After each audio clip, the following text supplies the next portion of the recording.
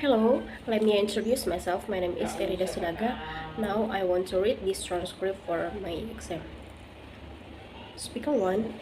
I think that even up until just a few years ago, we could never have imagined how our behavior would change with regards to using mobiles and tablets. I know that I would find it incredibly difficult to live without my mobile. I'm constantly looking at my phone to see if I've got any new message or updates, and checking my apps to see what's new. I wouldn't say that I post my life online, not like some people I know, but I do like to keep up with what people are up to, friends, family, and even other people I know but maybe haven't seen for years. Like old school friends and check out photos of what they look like now. Speaker 2. In a way, I think it's quite funny that we are always worrying about teenagers and young people becoming obsessed with online communication. But if you ask me, we need to worry just as much about adults. At the office where I work, even when we have a break, nobody talks to each other unless they absolutely have to, which is a sorry state of affairs to say the least. Everyone's too busy checking their social networks and sending messages to have time to communicate face to face.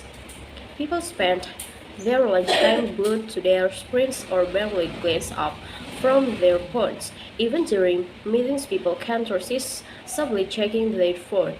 And what really irritates me is when you're trying to talk to someone and they remove interested in looking at their phone, then paying attention to what you're saying, even though you're right in front of them, having a thing's called.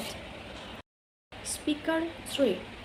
I was listening to this discussion on the radio the other day talking about online communication, and they were talking about FOMO, or what was it, fear of missing out, which apparently is a kind of modern day psychological syndrome which we're avid by because of our obsession with online communication. Basically, they were saying that the reason why people feel that they have to be connected 24/7 and communicate everything they are doing and keep up with everything that other people we know are doing is done to this fear of missing out. We are worried that everyone is having more fun than us or doing something more excited than us. They also said that because we are spending more time communicating in the online world, we are losing the ability to enjoy the present. Speaker 4. My generation is so different to my parents. I mean, they're always telling me that they grew up in a world without mobiles and social networking and they manage fine.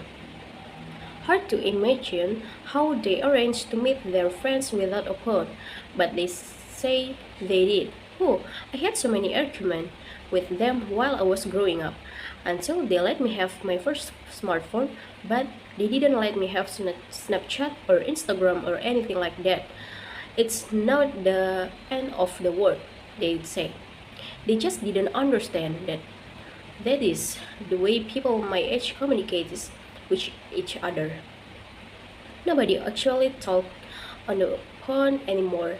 They have no idea how much I miss out on at school being the only one who didn't have Snapchat. Also at school we had lots of talks and stuff on how to stay safe online, and most of us knew that anything you post online was going to be there forever. Speaker 5. For me, one of the best things about online communication is that you can stay in touch with everyone at the same time all the time. You know exactly what's going on, when and where, so you never miss out on anything. I love the fact that you can update all your friends on what's going on in your life and they can respond immediately with a like or comment. So you feel like you're together with people even though you might be completely alone sitting on the bus or at home. I share lots of photos, but if I only post up my best edit shot, I hate it when people I know post photos of me not looking my best. Thank you.